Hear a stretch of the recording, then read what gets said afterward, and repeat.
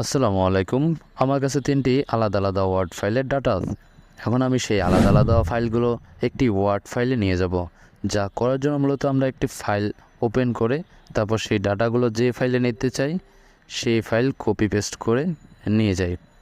এখন আমি তা না করে খুব অল্প সময় এবং সহজভাবে সেই ডাটাগুলো ওই ফাইলে নিয়ে যাব। যা করার জন্য প্রথমে নিউ ফাইল ওপেন করে নেব। তারপর ইনসার্টে যাব।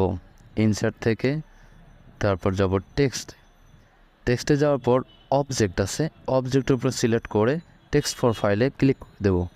তারপর আমার যে ফাইলগুলো অ্যাড করব তা আমি এখানে সিলেক্ট করে নেওয়ার পর ইনসার্টে ক্লিক করব।